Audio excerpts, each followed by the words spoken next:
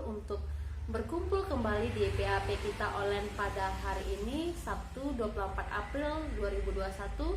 Dan kita sungguh bersyukur kita masih diizinkan dan bisa memberikan hati dan waktu kita untuk PAP kita pada hari ini. Mari kita nyatakan rasa syukur kita kepada Tuhan dan kita sadar dan paham bahwa kita memiliki Allah yang sungguh baik, teramat baik bagi diri kita sendiri dari dulu sampai sekarang dan selamanya. Dan kita nyatakan rasa syukur kita ini lewat pujian kita, Allah itu baik.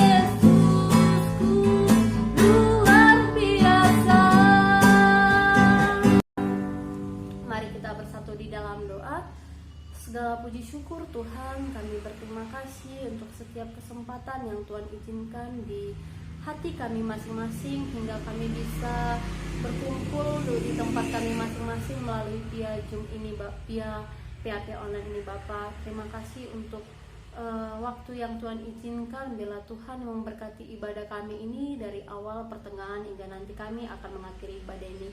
Kami juga akan menyerahkan hamba Tuhan yang akan menyampaikan kebenaran, bela Tuhan yang turut campur tangan untuk setiap firman Tuhan yang akan dinyatakan hingga kami secara pribadi bisa mengaplikasikannya dalam kehidupan kami. Terpujilah Tuhan untuk setiap kesempatan ini Tuhan, dalam nama Tuhan Yesus kami sungguh mengucap syukur. Amin. Saya rindu kita semua untuk menyatakan rasa syukur kita kepada Tuhan, baik secara dari sisi dimana kita bisa masih berkumpul dengan teman-teman kita, keluarga, atau orang-orang terkasih yang Tuhan izinkan masih ada di sekitar kita juga. Dan saya juga saya mengajak teman-teman bersyukur karena kita masih diberikan napas kehidupan hingga di sore hari ini kita masih bisa berkumpul kembali lewat PAP online ini.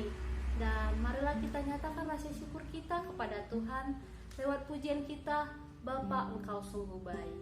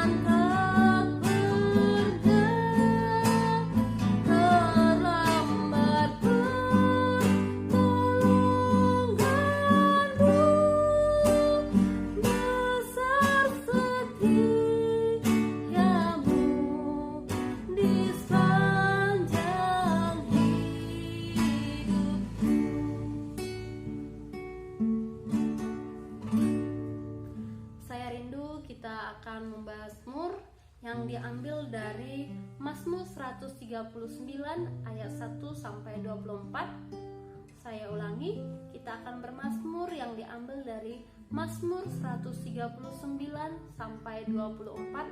Saya akan membacanya dan teman-teman dapat mengikutinya di tempatnya masing-masing. Doa di hadapan Allah yang Maha Tahu. Untuk pemimpin biduan Mazmur Daud. Tuhan, Engkau menyelidiki dan mengenal aku. Engkau mengetahui kalau aku duduk atau berdiri. Engkau mengerti pikiranku dari jauh. Engkau memeriksa aku kalau aku berjalan dan berbaring. Segala jalanku Kau maklumi. Sebab sebelum lidahku mengeluarkan perkataan, sesungguhnya semuanya telah Kau ketahui ya Tuhan. Dari belakang dan dari depan Engkau mengurung aku, dan Engkau menaruh tangan-Mu ke atasku. Terlalu ajaib bagiku pengetahuan itu. Terlalu tinggi, tidak sanggup aku mencapainya. Kemana aku dapat pergi menjauhi Roh-Mu? Kemana aku dapat lari dari hadapan-Mu? Jika aku mendaki ke langit, Engkau di sana. Jika aku menaruh tempat tidurku di dunia orang mati, di situ pun Engkau. Jika aku terbang dengan sayap fajar dan membuat kediaman di ujung laut, juga di sana tangan-Mu akan menuntun aku, dan di tangan kanan-Mu memegang aku. Jika aku berkata, biarlah kegelapan saya melingkupi aku, dan terang sekelilingku menjadi malam, maka kegelapan pun tidak menggelapkan bagimu, dan malam menjadi terang seperti siang. Kegelapan sama seperti terang.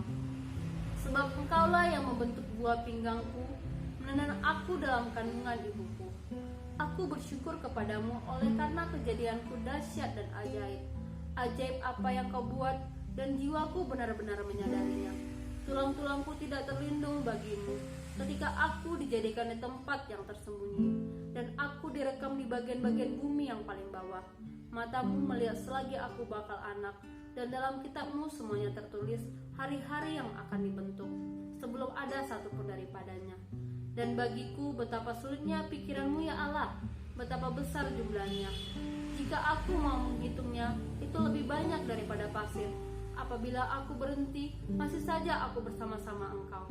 Sekiranya Engkau mematikan orang fasik ya Allah, sehingga menjauh daripadaku penumpa-penumpa darah yang berkata-kata dusta terhadap Engkau dan melawan Engkau dengan sia-sia.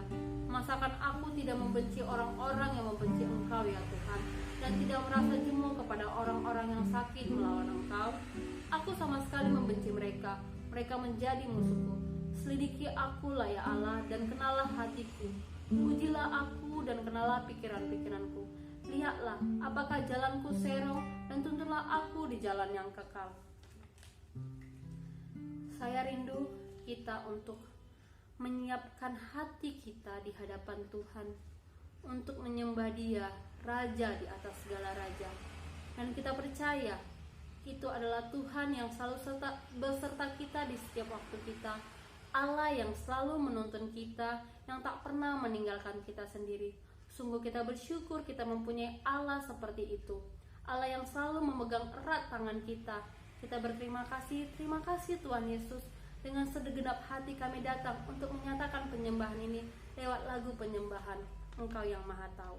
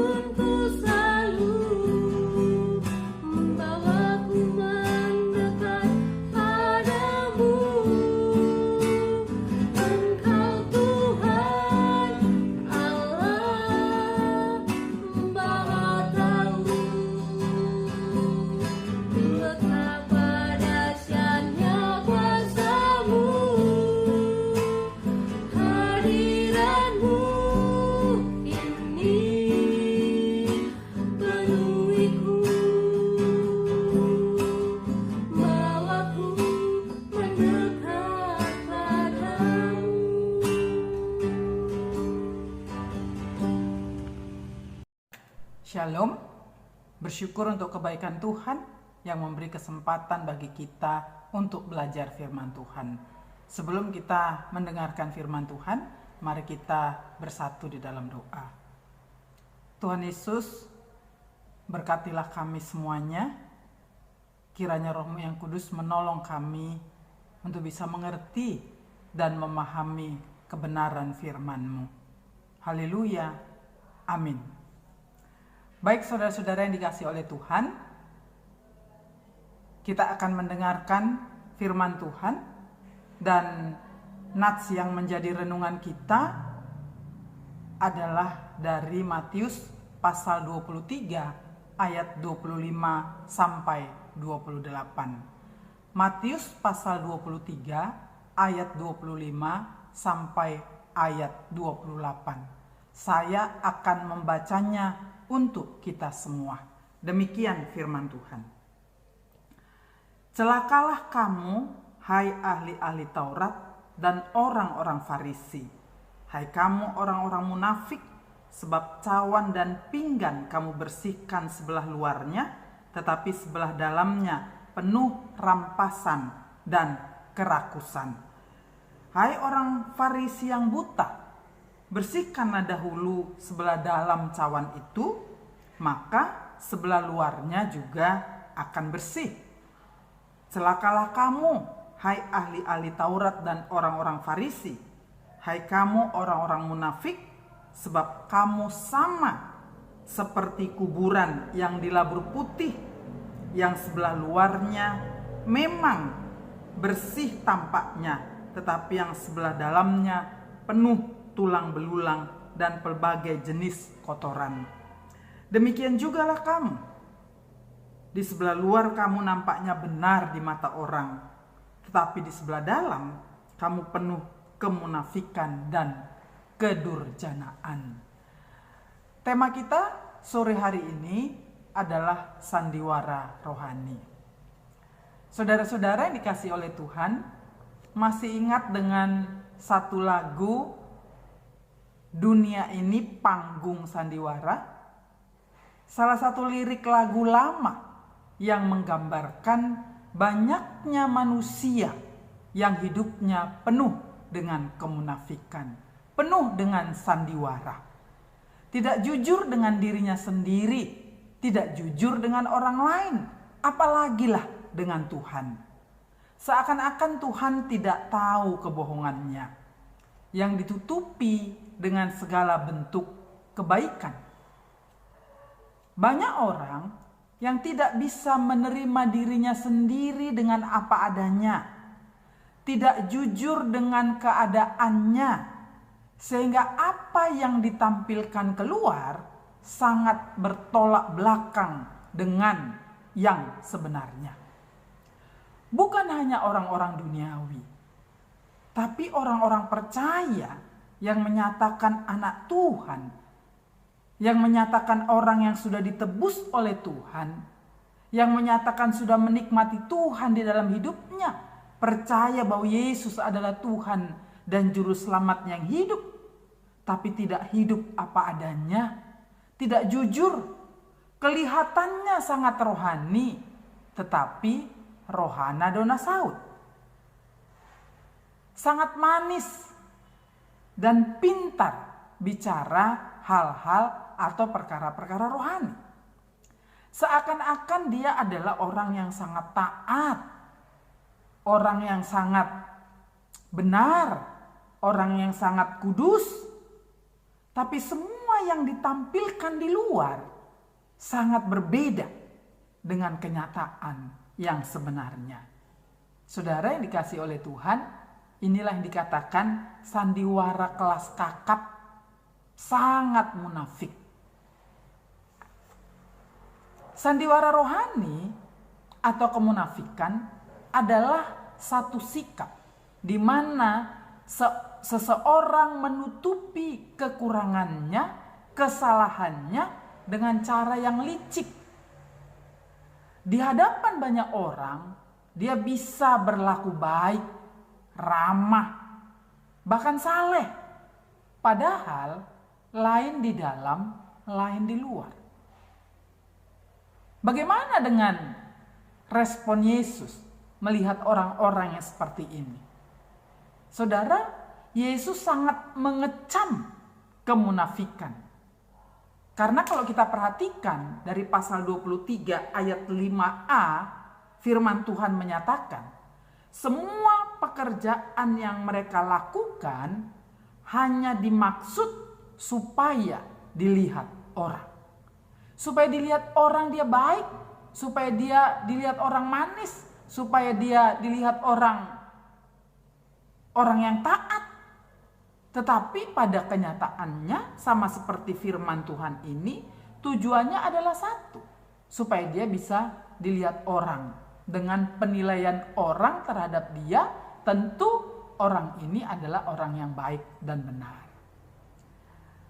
Saudara-saudara yang dikasihi oleh Tuhan, Tuhan Yesus menyatakan bahwa orang-orang Farisi dan ahli-ahli Taurat yang dikatakan sebagai pemimpin-pemimpin agama Yahudi yang sangat dihargai, yang sangat dihormati, tetapi mereka adalah orang-orang yang sangat munafik. Mengapa demikian?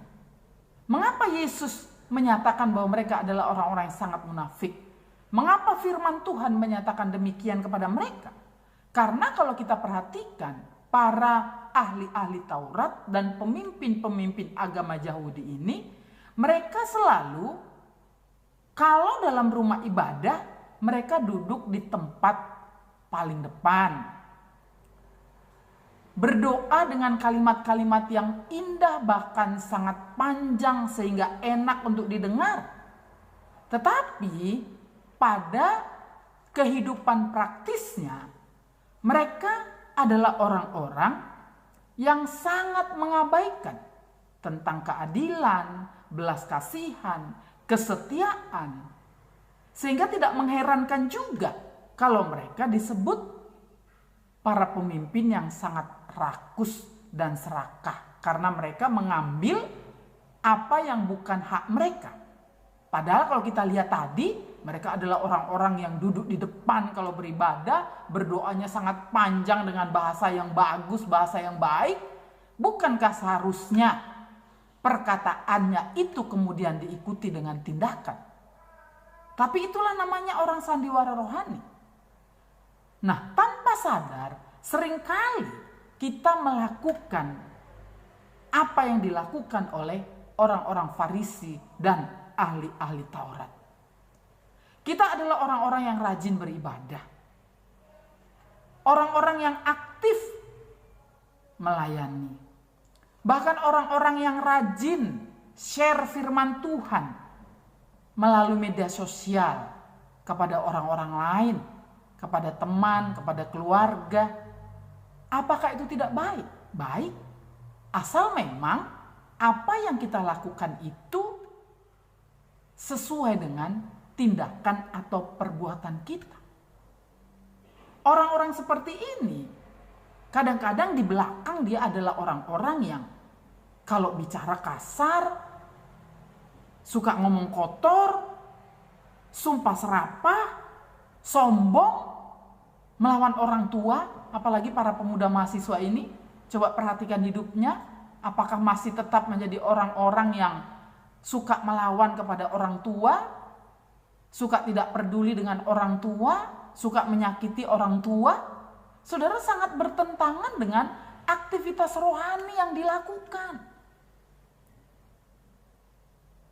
Melayani, berdoa, berbicara tentang hal-hal rohani. Apa sebabnya?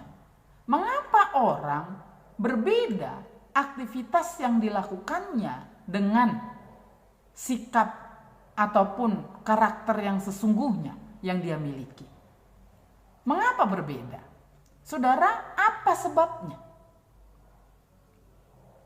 Sebabnya adalah dia memiliki masalah rohani yang sangat serius dan harus segera diperbaharui atau diselesaikan.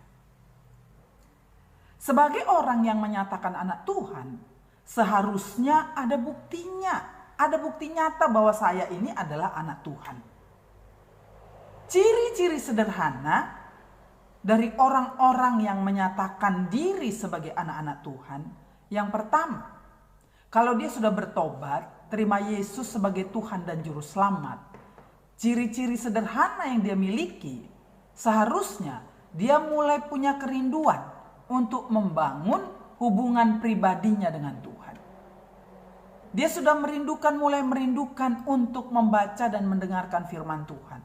Dia sudah mulai merindukan untuk berbicara kepada Tuhan melalui kehidupan doanya. Dia harus mulai belajar membangun kehidupan rohaninya seperti bayi yang baru lahir yang selalu rindu akan air susu yang murni dan yang rohani.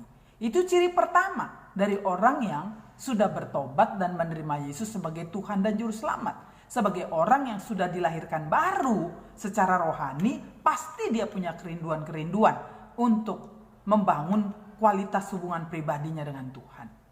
Saudara, bagaimana mungkin kita bisa share firman Tuhan lewat media sosial, padahal kita sendiri secara rohani tidak punya kualitas hubungan yang baik, tidak punya kualitas hubungan yang intim dengan Tuhan. Kita tidak disiplin dengan hubungan pribadi kita dengan Tuhan. Tapi kita sudah menjadi orang yang seakan-akan kita adalah orang yang hebat secara rohani dengan share firman Tuhan itu kepada orang banyak, padahal kita sendiri adalah orang yang tidak menikmati firman Tuhan yang kita share itu kepada orang lain. Saudara, kedua, kalau dia sudah menerima Yesus sebagai Tuhan dan Juru Selamatnya yang hidup, dia pasti rindu untuk bertumbuh secara rohani. Lewat mana dia bertumbuh? Tentu dia akan masuk dalam kelompok pemuritan. Sekarang, saya nggak tahu ya dalam persekutuan pemuda dan mahasiswa di PAP, ya, apakah orang-orang yang dilayani itu sudah dikelompokkan atau sudah masuk dalam pemuritan? Dan apakah orang-orang yang sudah dilayani terima Yesus, mereka kemudian diarahkan dan masuk dalam kelompok pemuritan? Saudara, bagaimana kita mau bisa bertumbuh secara rohani kalau kita tidak masuk dalam kelas-kelas pemuritan? Orang bisa bertumbuh, orang bisa naik kelas kalau dia bisa melewati ya dari kelas 1 ke kelas 2. Pasti dia dimuridkan, dia belajar di situ. Bagaimana supaya dia naik ke kelas 2. Begitu juga orang-orang percaya. Kalau dia mau menaik kelas secara rohani, dia harus dimuridkan. Dan dalam pemuritan itu dia akan banyak belajar tentang firman Tuhan, mengenal Tuhan Yesus semakin dalam, dan juga mengenali pribadinya dengan segala karakternya yang diharapkan melalui firman Tuhan yang dipelajari bersama-sama. Dia melalui pertolongan Roh Kudus akan melakukan perubahan-perubahan secara signifikan di dalam kehidupan rohaninya. Itu yang kedua. Yang ketiga, ciri-ciri sederhana sebagai orang-orang percaya, pastilah dia rindu untuk masuk dalam persekutuan orang-orang percaya. Apakah itu di gereja atau dalam persekutuan pemuda mahasiswa. Karena apa? Karena dia rindu juga, ya, bertumbuh juga secara bersama-sama dengan orang percaya yang lain melalui persekutuan bersama yang ada sesuai dengan kelompok ataupun komunitas mereka, yaitu kelas pemuda mahasiswa ataupun persekutuan pemuda mahasiswa. Saudara, coba perhatikan ini. Apakah itu ada dalam kehidupan kita? Sudah sejauh mana kerinduan kita untuk bertumbuh maju di dalam Tuhan? Sehingga melalui 3 hal tadi, saudara, kita akan semakin dalam mengenal diri kita sendiri. Apakah saya orang yang munafik? Apakah saya orang yang bersandiwara secara rohani? Apakah saya sudah benar di hadapan Tuhan? Apakah perkataan-perkataan saya sudah selaras dengan tindakan saya? Atau saya masih jauh dari apa yang Tuhan harapkan? Kita bukan hanya mengenal Tuhan melalui firman-Nya, tetapi kita semakin dalam mengenal diri kita sendiri. Itu yang akan semakin menolong kita untuk bertumbuh dalam perubahan-perubahan sikap yang benar, pola pikir, pola berbicara, pola perilaku, perubahan karakter yang terus maju sampai menyerupai Kristus. Saudara pemuda dan mahasiswa, dengan topik ini Bagaimana supaya kita menang dari kemunafikan, atau bagaimana supaya kita berhenti dari sandiwara rohani yang mungkin masih kita jalani atau masih kita lakukan sampai pada saat ini. Saudara, ada 2 garis besar, ada 2 hal penting dari perikop yang kita baca ini. Yang pertama, dari pasal 23 ayat 3, mentaati dan melakukan firman Tuhan. Ayat 3, demikian firman Tuhan. Sebab itu turutilah dan lakukanlah segala sesuatu yang mereka ajarkan kepadamu. Tetapi janganlah kamu turuti perbuatan-perbuatan mereka, karena mereka mengajarkan tetapi tidak melakukannya. Saudara, para pemimpin-pemimpin agama Yahudi tadi, para tua-tua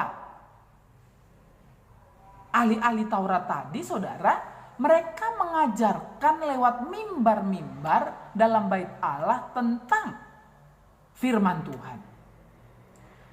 Tetapi mereka mengajarkannya, mereka adalah orang yang tidak melakukan apa yang diajarkannya. Sehingga bagi pendengar kemudian firman Tuhan ini dikatakan turuti apa yang diajarkannya.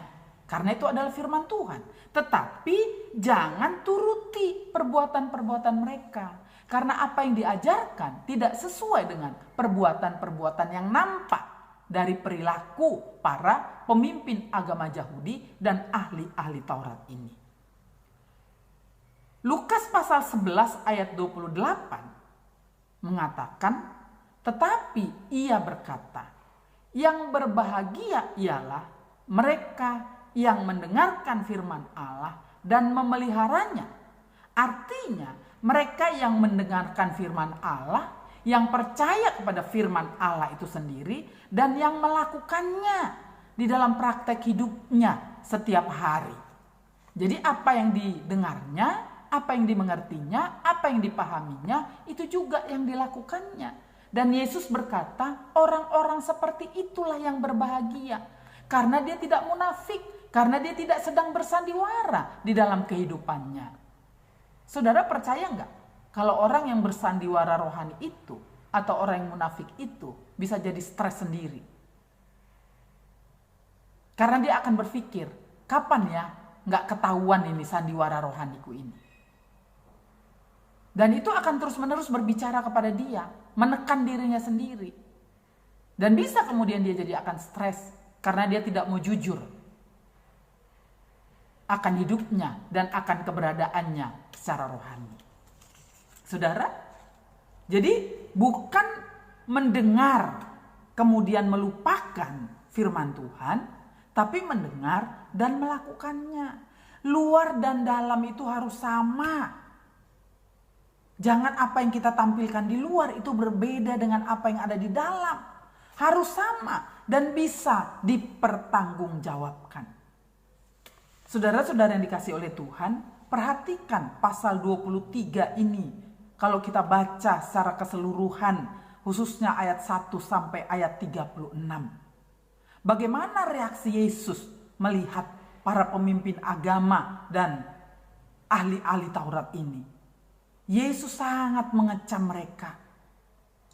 Tuhan Yesus dengan keras mengecam segala kemunafikan dalam segala hal. Bahwa Yesus mengatakan kepada para pemimpin-pemimpin rohani ini, hai kamu ular-ular, kamu keturunan ular beludak.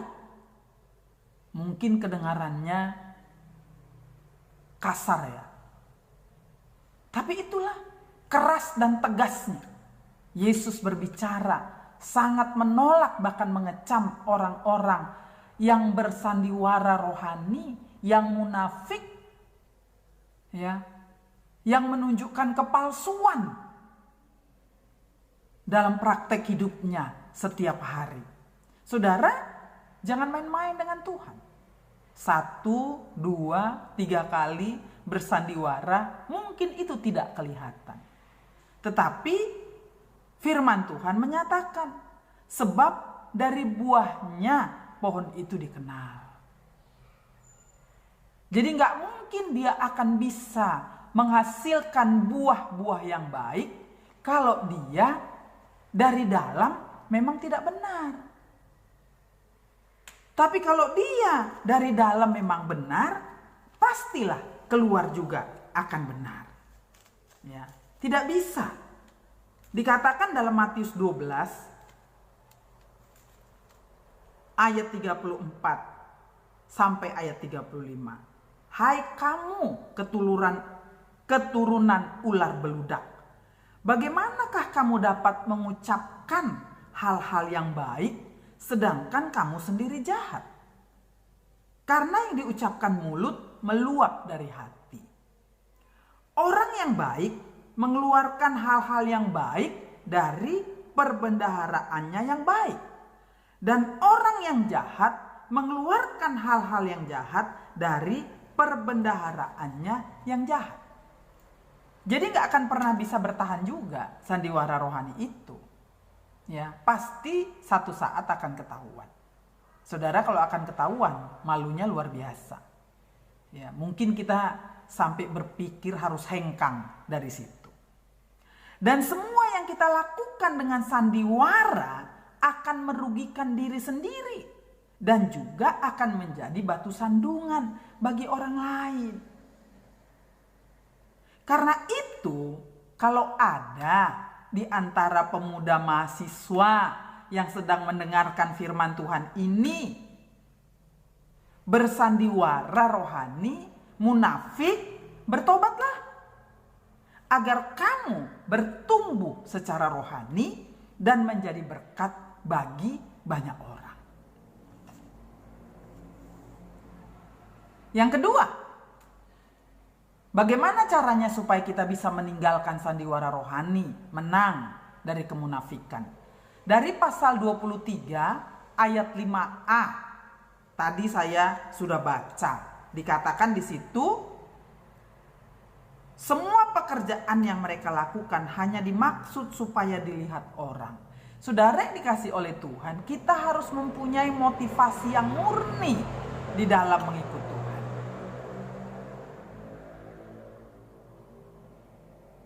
Jadi bukan untuk cari keuntungan, mau dipuji, dihargai, dihormati, mencari perhatian, bukan.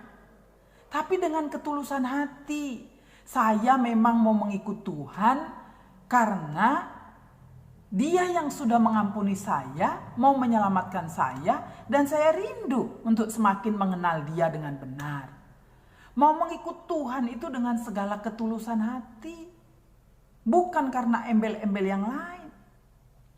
Mau mengikut Tuhan dengan benar. Membangun kualitas hubungan pribadi dengan Tuhan tadi itu dengan baik. Jangan hari ini saat teduhnya bagus, besok udah bolong. Besoknya bolong. Seminggu itu ada 7 hari, HPDT-nya mungkin cuma 1-2 hari. 5 sama 6 harinya bolong. Bagaimana kita mau punya kualitas hidup yang baik? Tidak mungkin. Hanya orang yang punya kualitas hubungan pribadi dengan Tuhan, dia yang akan bisa bertumbuh di dalam pengenalannya akan siapakah Kristus bagi dia. Dan juga dia akan bertumbuh di dalam perubahan-perubahan karakternya. Kalau tadinya dia pemalas, dia pasti akan berubah. Kalau tadinya dia tidak disiplin, dia pasti akan berubah. Kalau dia tadinya menjadi pemuda-pemuda yang tidak bertanggung jawab, sebagai pelayan-pelayan yang tidak bertanggung jawab, dia pasti akan berubah. Kalau dia tadinya orang yang sepertinya orang yang luar biasa pelayanannya atau aktivitas rohaninya, tapi sebenarnya dia sendiri tidak punya hubungan pribadi dengan Tuhan, dia akan bertobat dan akan memperbaikinya. Saudara yang dikasih oleh Tuhan, kita akan bisa bertumbuh di dalam perubahan-perubahan karakter. Apa motivasi kita mengikut Tuhan? Apa motivasimu mengikut Tuhan? Dan apa juga motivasimu dalam kehadiranmu di tengah-tengah persekutuan pemuda mahasiswa? Apa motivasinya? Benarkah karena rindu akan Tuhan? Benarkah rindu untuk bertumbuh di dalam Tuhan? Benarkah rindu untuk mengalami perubahan-perubahan di dalam Tuhan? Atau ada motivasi-motivasi yang lain? Saudara-saudara yang dikasihi oleh Tuhan, kita harus bisa menjadi pemuda mahasiswa yang berintegritas, satu dalam perkataan dan perbuatan. Harus jujur, harus terbuka. Apa yang kita katakan memang itulah yang benar. Tidak berbeda dengan apa yang kita katakan dengan apa yang kita lakukan. Baik itu di depan umum maupun secara pribadi. Jadi bukan omong doang, ya. Pemuda mahasiswa yang berintegritas, satu dalam perkataan dan perbuatan. Pemuda mahasiswa sebagai masa depan gereja, masa depan bangsa, harus mampu melalui pertolongan Roh Kudus membangun diri dengan baik agar terhindar dari perilaku-perilaku kemunafikan yang sangat dikecam oleh Tuhan Yesus. Bagaimanakah kita akan bisa menjadi harapan gereja? Bagaimanakah kita akan bisa menjadi harapan bangsa kalau dari sejak pemuda mahasiswa pun kita tidak menjadi pemuda mahasiswa yang berintegritas, yang diharapkan kemudian nanti bisa menjadi pemimpin-pemimpin gereja masa depan dan pemimpin-pemimpin bangsa di masa depan. Dibutuhkan orang-orang yang berintegritas. Supaya dengan integritasnya itu, dia bisa membangun gerejanya dan dia bisa membangun bangsanya. Bisa dipercaya. Dan dipercayakan dengan pekerjaan dan tanggung jawab yang lebih besar. Saudara-saudara yang dikasihi oleh Tuhan, mari para pemuda mahasiswa belajar jujur dengan diri sendiri. Jujur dengan orang lain, khususnya jujurlah dengan Tuhan. Belajar untuk konsisten dengan komitmen mengikut Tuhan dengan tulus. Jadi komitmennya tidak hanya hari ini, tapi harus punya konsistensi yang kuat terhadap komitmen yang sudah kita miliki. Satu kata dalam perkataan dan perbuatan. Kiranya firman Tuhan ini memberkati saudara dan saya. Terus maju sebagai pemuda mahasiswa, bukan hanya untuk dirimu sendiri, tetapi untuk menjangkau pemuda mahasiswa yang lain. Agar melalui hidupmu yang jujur, terbuka, ya berintegritas, kemudian orang lain, pemuda mahasiswa yang lain akan tertarik datang kepada Tuhan Yesus. Tinggalkan kemunafikan, tinggalkan sandiwara rohanimu, dan kembalilah kepada Kristus dan kebenaran firman-Nya. Mari kita tunduk kepala, kita bersatu di dalam doa. Tuhan Yesus yang baik, terima kasih untuk kesempatan mendengarkan firman Tuhan. Hamba-Mu terbatas Tuhan Yesus di dalam menyampaikannya, tapi biarlah Roh Kudus menyempurnakannya bagi semua saudara yang mendengarkan firman Tuhan sore hari ini. Termulialah Engkau Tuhan dalam Kristus Yesus. Haleluya. Amin. Terima kasih untuk ibadah kita pada hari ini. Dan kita akan menutup ibadah kita pada hari ini. Mari kita nyatakan komit kita pada diri kita masing-masing. Kita rendahkan diri dan buka diri kita. Dan kita berkata, selidiki hati kami ya Bapa. Apakah kita benar-benar mengasihi Yesus? Jadi kami datang kepadamu. Kami berjanji kami akan tetap setia sampai Tuhan dapati kami untuk tetap setia kepada Tuhan. Kita nyatakan lagu komit kita lewat lagu Selidiki Aku Ya Bapa.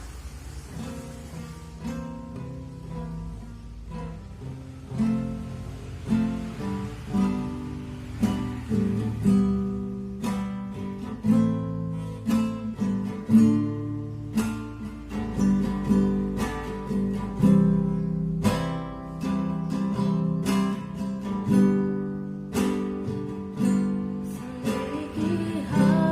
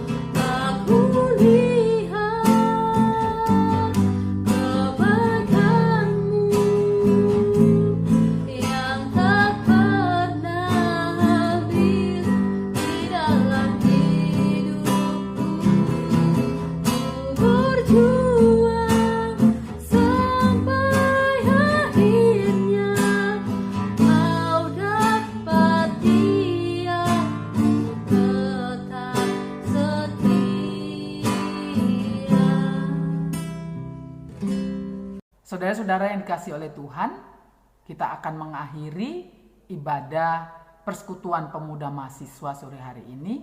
Mari kita tunduk kepala dan kita berdoa. Bapa di surga, kami sungguh bersyukur untuk ibadah persekutuan pemuda mahasiswa yang Tuhan sudah tolong dan berkati dari awal, pertengahan hingga akhirnya.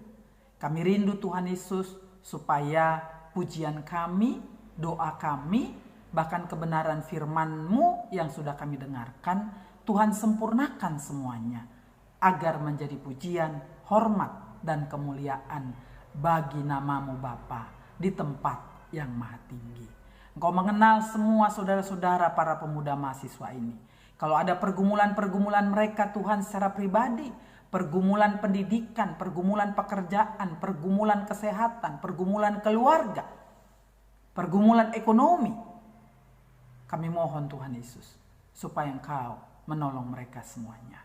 Terima kasih Bapa di surga, sempurnakanlah doa kami seperti doa yang sudah diajarkan oleh Tuhan Yesus.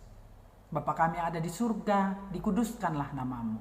Datanglah kerajaan-Mu, jadilah kehendak-Mu di bumi seperti di surga. Berikanlah kami pada hari ini makanan kami yang secukupnya, dan ampunilah kami akan segala kesalahan kami, seperti kami juga sudah mengampuni orang yang bersalah kepada kami. Dan janganlah membawa kami ke dalam pencobaan, tetapi lepaskanlah kami daripada yang jahat, karena Engkau yang punya kerajaan dan kuasa dan kemuliaan sampai selama-lamanya. Amin. Kiranya anugerah dari Tuhan kita Yesus Kristus, kasih setia dari Allah Bapa, kekuatan dan pertolongan Roh Kudus menyertai hidup kita, menyertai para mahasiswa dan pemuda, menyertai pendidikan ataupun pekerjaan yang ada di hadapan saudara-saudara hari ini, besok, sampai Maranatha, Tuhan Yesus datang kedua kali. Amin. Bapa terima kasih. Bapa terima kasih. Bapa terima kasih. Bapa di dalam surga, ku berterima kasih. Amin.